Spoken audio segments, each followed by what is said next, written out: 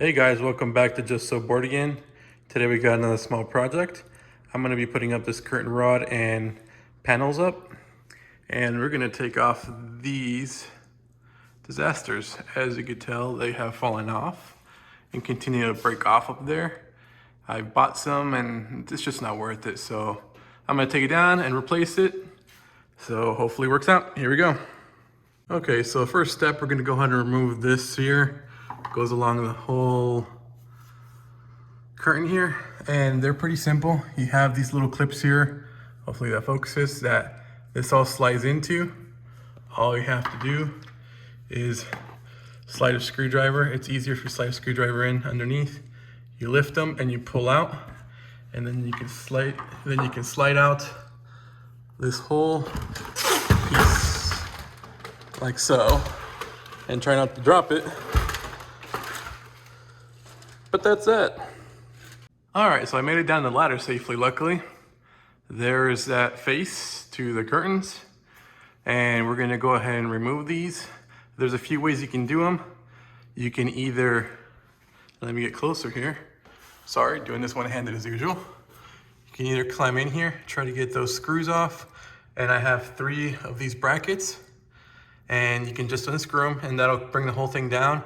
These brackets, and hopefully I can get back here, they also have like a little clip to them, so you can actually unclip them and then remove them. So go ahead and unclip this here. And sorry, my finger won't fit back there too well. But if you pull on this, you can take a screwdriver in there, it'll unclip, and you'll probably need help. And I'm not gonna video me trying to take it off this time, but if you unclip it here and unclip the other 2, you should be able to take this whole section down with the curtain, and then you can just unscrew them a little easier. So that's what I'm gonna do. So I'm gonna try unclipping it, and we'll see how this goes. So I'm gonna try one on video and try my best not to kill myself. So let's see what happens.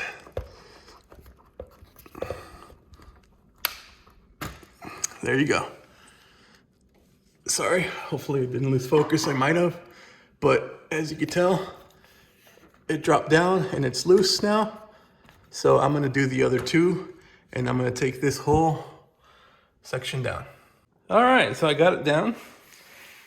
There it is. I'll move it here out of the way. So this is what we got left. I'm gonna go ahead and take those off now, and I'm gonna start hanging up the curtain rods.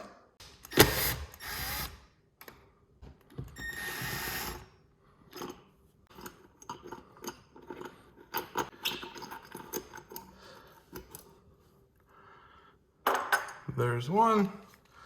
For some reason they had 2 on this side, don't know why.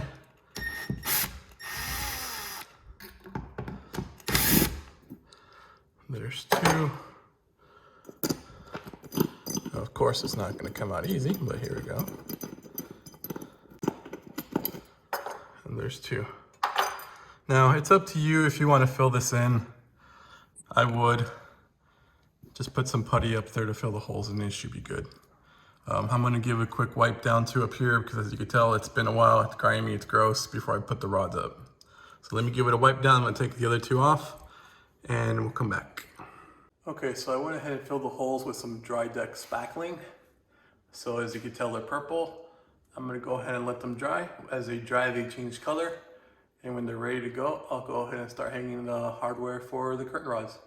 So while we wait for this stuff to dry here, what I'm gonna do is I'm gonna run my stud finder along this area and along the edges where I'm gonna put the brackets, and I'm gonna mark them. I'd rather find studs than use the little wall anchors. You just never know, the wall anchors can be pulled out if you drill just slightly too big, or I don't know, just a bigger fan of studs. Plus you'll have studs anyways on the edges and the center of your frame here, because that's what frames the whole door. So in this case, this one's easy. You have a button right here, you push it, you start running it along, and it marks it right there.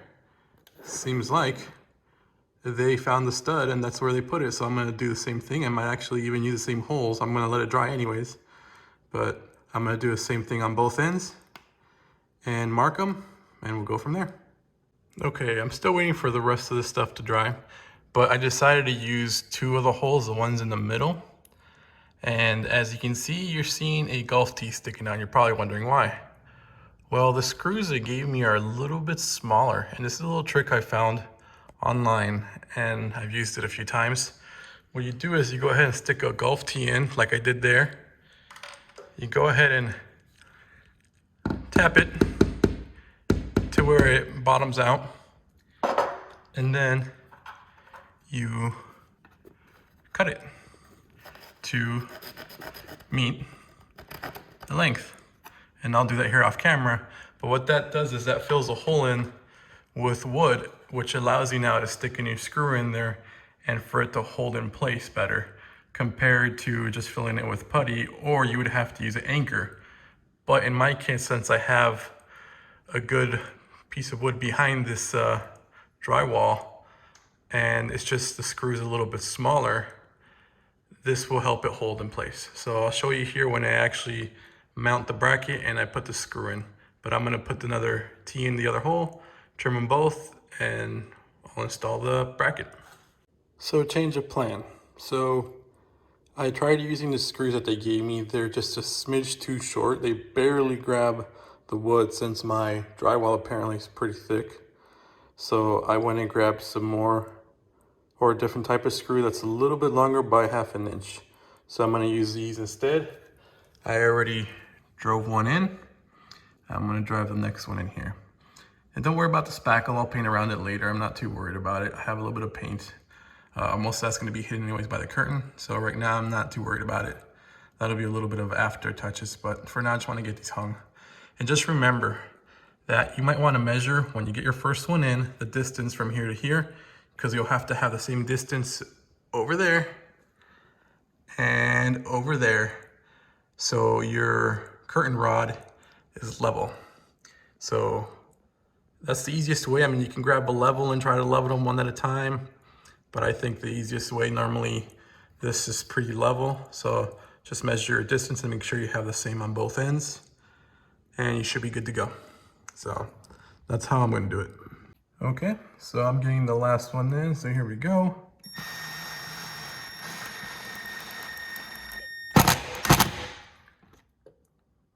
Make sure I got this one nice and tight.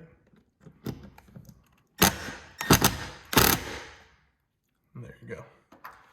So I got all 3 in, and now I'm gonna go ahead and get the rod on here. I didn't use this area, like I said, because I wanna make sure I was on the stud. There was no studs here, still drying. Still gonna paint it later, not worried about it. And make sure, so you don't have to suffer later, get these all the way down, that way your rod sits flat, and then you can tighten them when you have your rod in place in your curtains. All right, I set my rod up there. I've more or less spaced it out as I think I want it. I haven't tightened it down because I still gotta put the curtains through it first, but I'm gonna make sure I check it with the level. Make sure it's right, see if I need any more adjustments or anything. Good enough. So I essentially got 2 steps to go. I'm gonna take the curtains out of the packaging there and throw them up. And then I'm gonna put these ends on the ends. So give me a second. I'm gonna go ahead and put the curtains up, and then I'll put the ends up, and I'll show you the finished product because we're pretty much there. Okay guys, here you go. Final product. I put the end caps or what have you on there on both ends. Put the curtains up. So that's what it'll look like. I still got to paint up top there in those areas where I put the putty. But that's it. The curtains are a little wrinkled, but that'll be fine. I can steam them out later with my steamer that I got. But there you have it. So see you guys next time when we're just so bored again. Make another video. Bye.